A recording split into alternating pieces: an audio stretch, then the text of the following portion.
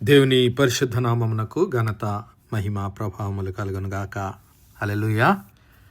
ఈ అనుదిన బైబిల్ ధ్యానములకు మీ అందరినీ మన రక్షకుడు ప్రభు అయిన యేసు క్రీస్తుల వారి పరిశుద్ధ నామంలో ప్రేమతో ఆహ్వానిస్తున్నాను. ప్రియులారా, ఈ యొక్క 2026 సంవత్సరము లెంట్ మాసంలో 2వ వారంలో మనము ఉన్నాము. మరి దేవునితో మన ఆత్మీయ సంబంధము, దేవునితో మన సహవాసాన్ని తిరిగి చిగురింపజేయగలగటానికి దేవుడు మనకు అనుగ్రహించినటువంటి మరి యొక్క ధన్యత, మరి యొక్క అవకాశము. కాబట్టి ఈ సమయాన్ని పోనీయకుండా దేవుని సన్నిధానంలో ప్రార్థన ఉపవాసములతో గడుపుతూ దేవునితో మన సంబంధాన్ని తిరిగి పునరుద్ధరింపజేసుకోవలసినటువంటి సమయము.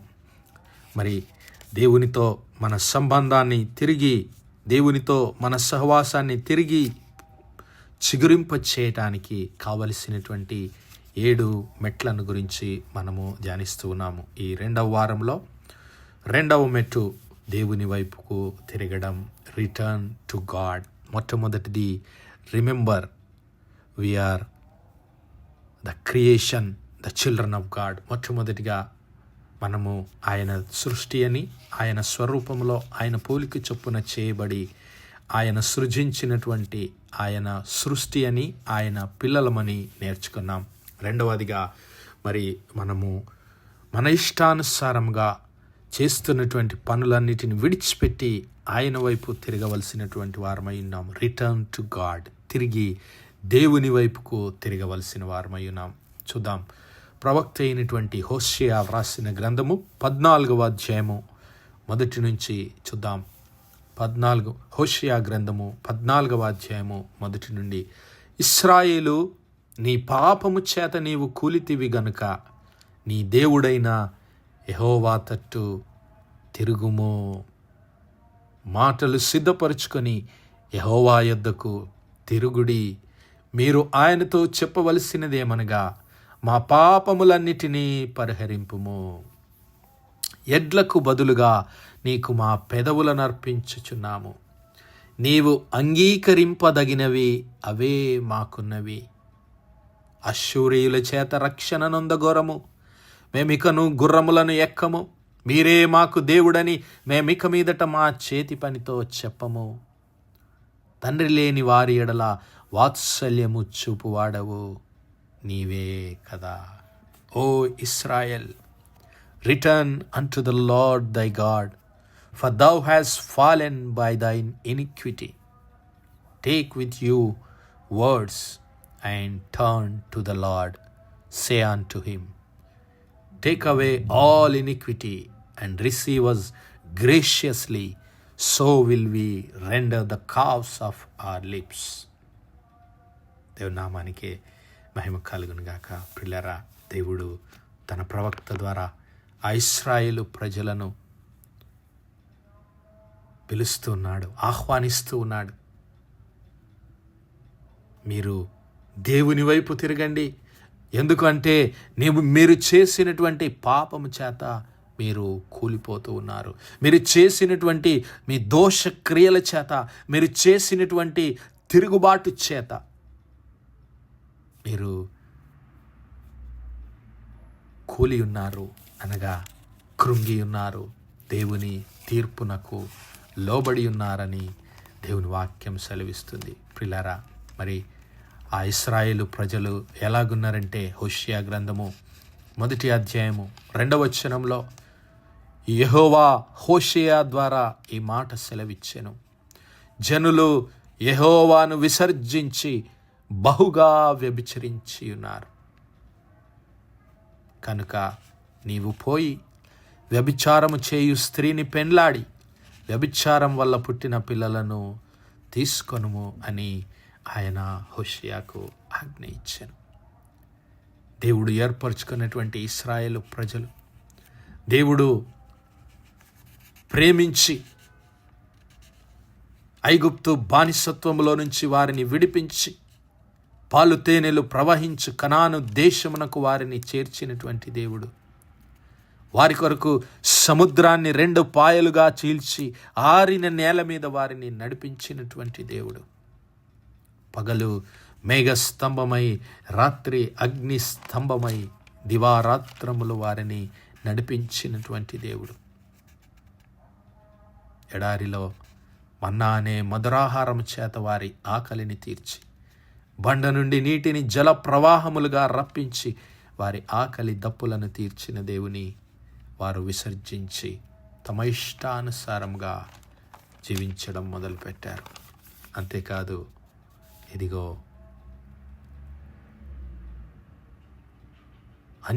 అన్య రాజుల మీద ఆధారపడుతూ ఉన్నారు. దేవుని పైన ఆధారపడకుండా, రాజులపైన, దేవునిపైన ఆధారపడకుండా, తమ గుర్రముల శక్తి పైన, దేవునిపైన ఆధారపడకుండా, తమ యొక్క శక్తి సామర్థ్యములపైన వారు ఆధారపడి దేవుని జ్ఞానమును విసర్జించారు, దేవుని సహవాసాన్ని విసర్జించారు. అందుకే దేవుడు వారిని తన ప్రవక్త అయినటువంటి హోషేయ ద్వారా హెచ్చరిస్తూ ఉన్నాడు. హోషేయ గ్రంథం 6వ అధ్యాయంలో మొదటి నుంచి గమనిస్తే, మనము యెహోవా యొద్దకు మరలుదము రండి, ఆయన మనలను చీల్చివేసెను, ఆయనే మనలను స్వస్థపరచెను, ఆయన మనలను కొట్టెను, ఆయనే మనలను బాగు చేయును, 2 దినములైన తరువాత ఆయన మనలను బ్రతికించెను, మనము ఆయన సముఖమందు బ్రతుకున్నట్లు 3వ దినమున ఆయన మనలను స్థిరపరచెను. ఇశ్రాయేలు ప్రజలు మరి దేవుని సన్నిధిలో తిరుగుబాటు చేసినప్పటికీ దేవుడు తన ప్రేమను వెల్లడిపరిచాడు. హోషేయ, తన ప్రవక్త అయినటువంటి హోషేయ ద్వారా మరి ఆజ్ఞ ఇచ్చి, నీవు వెళ్ళి ఇదిగో ఆ వ్యభిచారము చేయు స్త్రీ, ఒక స్త్రీని నువ్వు పెండ్లాడి ఆ యొక్క స్త్రీ వల్ల పుట్టిన పిల్లలను తీసుకో, దేవుని ప్రేమను వారికి కనబరచు, దేవుని ప్రేమ ఎలాంటిదో వారికి చూపించు. ఆయన ఎన్నడూ విడువడు, ఎడబాయాడు. ఆయన క్షమించడానికి సిద్ధమైనటువంటి మనస్సు కలిగినటువంటి దేవుడని, దేవుని ప్రేమను వారికి కనబరచమని హోషేయను దేవుడు పంపించాడు. మరి ఆయన ద్వారానే దేవుడు మరి వారిని హెచ్చరిస్తున్నాడు. హోషేయ ద్వారా దేవుడు వారిని అంటున్నాడు, ఇదిగో రండి, మనం దేవుని యొద్దకు మరలుదామని ప్రవక్త మాట్లాడుతూ ఉన్నాడు. జనుల పక్షమున విజ్ఞాపన చేస్తున్నాడు, రండి మనము యెహోవా వైపు తిరుగుదాము. ఆయన మనలను శిక్షించాడు, ఆయనే మనలను బాగు చేస్తాడు. ఆయన మనలను కొట్టాడు, ఆయన మనకు తీర్పు తీర్చాడు. అయినా ఆయన కరుణా సంపన్నుడు. 2 దినములైన తర్వాత ఆయనే మనలను బాగు చేస్తాడు, మనలను బ్రతికిస్తాడు. రండి, యెహోవాను గూర్చిన జ్ఞానము సంపాదించుకుందాం. ఆయన జ్ఞానము లేక నా జనులు నశించిపోతున్నారంటాడు. నా జనులు దేవుని గూర్చినటువంటి జ్ఞానము లేక నశించిపోయారంటాడు. హోషేయ గ్రంథం 4వ అధ్యాయం 6వ వచనంలో, నా జనులు జ్ఞానము లేని వారై నశిస్తూ ఉన్నారు. దేవుని జ్ఞానమును విసర్జించి, దేవునితో సహవాసాన్ని, సంబంధాన్ని వారు విసర్జించి తిరుగుబాటు చేసి దేవుని తీర్పునకు, ఉగ్రతకు గురై నశించిపోతున్నారు. అందుకే ప్రవక్త అంటున్నాడు, రండి మనం దేవుని వైపు తిరుగుదాం, ఆయనను గూర్చిన జ్ఞానం సంపాదించుకుందాం. ఇదిగో ఉదయము తప్పక వచ్చు రీతిని ఆయన ఉదయించును, వర్షము వలె ఆయన మన యొద్దకు వచ్చును, భూమిని తడుపునట్టి తొలకరి వర్షము, కడవరి వర్షము వలె ఆయన మనలను దర్శించును. దేవుడు ప్రేమ స్వరూపి. నా సహోదరుడా, నా సహోదరి, ఈరోజు నువ్వు ఎంత దేవునికి దూరంగా వెళ్ళిపోయినా, దేవునిపై తిరుగుబాటు చేసి ఎలాంటి పాప కూపంలో నీవు పడి ఉన్నా, ఆయన నిన్ను పిలుస్తున్నాడు. ఆయన తప్పక నిన్ను దర్శిస్తాడు, ఆయన తప్పక నిన్ను బాగు చేస్తాడు. నీవు ఆయన వైపు తిరిగితే, if you return to God, he will surely heal you, he will surely build your life, he will surely bless your life. నీ జీవితాన్ని ఆయన ఆశీర్వదిస్తాడు. ఇదిగో ఉదయము తప్పక వచ్చు రీతిన ఆయన వస్తాడు, వర్షము వలె ఆయన మన యొద్దకు వస్తాడు. తొలకరి వర్షము ఏ విధంగా మరి పంటలు పండటానికి మరి ఉపయోగపడుతుందో ఆ విధంగా దేవుడు నీ ఆత్మీయ జీవితాన్ని ఆశీర్వదిస్తాడు. మరి ఫలించడానికి, ఆ కడవరి వర్షము పంటలు ఫలించడానికి, ఫలములు కోతకు రావడానికి మరి కడవరి వర్షం ఎలాగ ఉపయోగపడుతుందో ఆ విధంగా దేవుడు నిన్ను దర్శిస్తాడు.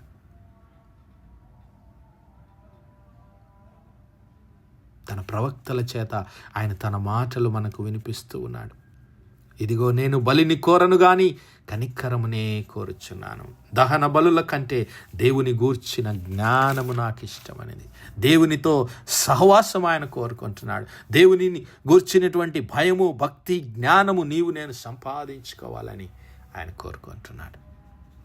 అందుకే దేవుడు పిలుస్తున్నాడు, రండి మీ పాపములను ఒప్పుకొనండి, దేవుని వైపు తిరగండి. మీ పాపములు ఒప్పుకొంటే ఎడ్లకు బదులుగా మా పెదవులను అర్పించుచున్నాము అంటున్నాడు.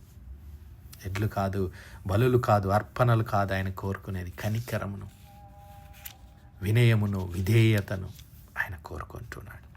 మరి నీవు ఆయన వైపు తిరిగి ఆయన యొద్దకు వస్తే, ఇదిగో విశ్వాసఘాతకులు కాకుండా నేను వారిని గుణపరచుదును, వారి మీద నా కోపము చల్లారెను. దేవుడు క్షమిస్తూ ఉన్నాడు. చెట్టునకు మంచు ఉన్నట్లు నేను వారికి ఉందును, తామర పుష్పము పెరుగునట్లు అతడు అభివృద్ధి నొందును, లెబానోను పర్వతము దాని వేళ్ళు తన్నునట్లు వారు వేళ్ళు తన్నుదురు. హల్లెలూయా.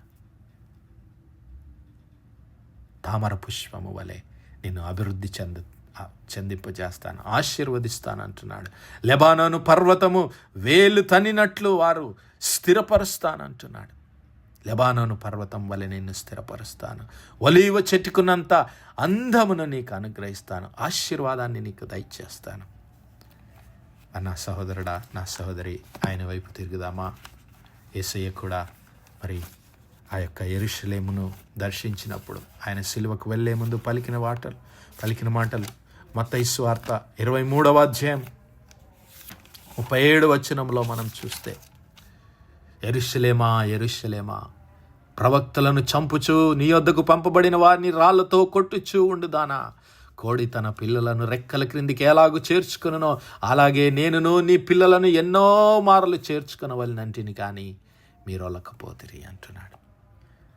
నా సహోదరుడా, నా సహోదరి, ఈరోజు ఈ మాటలు దేవుడు నిన్ను అంటున్నాడేమో. ఎన్నోసార్లు దేవుడు నిన్ను పిలుస్తూ ఉన్నాడు, ఆయన వైపుకు నిన్ను పిలుస్తూ ఉన్నాడు. తన రెక్కల క్రింద నిన్ను దాచుకోవాలని, కోడి తన పిల్లలను రెక్కల క్రింద ఎలాగో చేర్చుకుంటుందో అలాగూ నిన్ను చేర్చుకోవాలని యేసయ్య నిన్ను పిలుస్తున్నాడు. ఆ కలువరి సిలువ చెంతకు మనం ఈరోజే మరలుదాం, ఆయన యుద్ధకు తిరిగి వద్దాం. కలువరి సిలువ చెంత మన పాపములను ఒప్పుకుంటే ఆయన మనల్ని ఆశీర్వదించి, ఫలింపజేసి, స్థిరపరిచి, సిద్ధపరచడానికి ఆయన సిద్ధంగా ఉన్నాడు. మరి అట్టి కృప, అట్టి ధన్యత దేవుడు మనందరి జీవితాల్లో అనుగ్రహించును గాక. ఆమేన్, ఆమేన్, ఆమేన్. ప్రార్థించుకుందాం. హల్లెలూయా, హల్లెలూయా, హల్లెలూయా, హల్లెలూయా. స్తోత్రము, స్తోత్రము, స్తోత్రము, స్తోత్రములు తండ్రి. అత్యంత కృపాభరితుడువు, అత్యున్నత సింహాసనంపై ఆసీనుడవైన మా ప్రియ పరలోకపు తండ్రి, క్షమగలిగిన మా దేవ, సైన్యములకు అధిపతి వగు మా యెహోవా తండ్రి, కృపా కనికరములు గల మా ప్రభువ, సూర్యోదయం మొదలుకు నీతి మట్టుకు మా తండ్రి మీ చాలా రెక్కల నీడను భద్రపరిచి, అయ్యా మరొకసారి మీ ప్రియ కుమారుడు మా ప్రభువైన యేసు క్రీస్తుల వారి పరిశుద్ధ నామములో దేవా మీ కృపా సన్నిధానంలో ప్రార్థించడానికి సజీవ లెక్కలుంచిన దేవా మీకే స్తుతులు, స్తోత్రాలనైనా. తినమెల్లా మీ యొక్క పరిశుద్ధాత్మ సహాయము, ఆదరణ, సహవాసాన్ని మాకు అనుగ్రహించిన తండ్రి మీకే స్తుతులు, స్తోత్రాలు. అవునయ్యా, మీ ప్రియ కుమారుడైన క్రీస్తు ప్రభుల వారి గురించినటువంటి జ్ఞానమును మేము సంపాదించుకోవడానికి, దేవా మీ ఆజ్ఞలను గైకొనడానికి, కనికరమును, ప్రేమను మేము సంపాదించుకోవడానికి అయ్యా మీ జ్ఞానం మాకు అనుగ్రహించండి. అయ్యా మీరు బలిని కోరుకుని దేవుడు కారయ్యా, మీరు కనికరమును కోరుకునే దేవుడు. అయ్యా అట్టి కనికరము గల హృదయాన్ని మాకు దయచేయండి. అయ్యా వినయము గల మనస్సు, విధేయత కలిగినటువంటి హృదయం మాకు దయచేయండి ప్రభువా. తద్వారా మేము మీ ఆశీర్వాదాలు పొందుకొనటానికి, తామర పుష్పము వలె మేము అభివృద్ధి పొందటానికి, లెబానోను పర్వతం వలె మేము స్థిరపడటానికి, ఒలీవ చెట్టు వలె మేము సౌందర్యవంతులుగా చేయబడి ప్రభువా మీ సన్నిధిలో సాక్షులుగా నిలబడే కృప దయచేయమని వేడుకుంటున్నాం. కృపగల దేవ, ఈ వర్తమానాలు వినిచిన మా పిరుబిడ్ల కుటుంబాలన్నిటిని మీరే దీవించి ఆశీర్వదించి మీ కృపలో భద్రపరచమని సమస్త మహిమ ఘనతా ప్రభావాలు మీ నామానికే చెల్లిస్తూ మా ప్రభును మీ ప్రియ కుమారుడు మా రక్షకుడైన యేసు క్రీస్తుల వారి పరిశుద్ధ నామమున ప్రార్థించి వేడుకుంటున్నాం మా పరలోకపు తండ్రి. Amen, amen, amen. God bless you all. Praise the Lord. Shalom.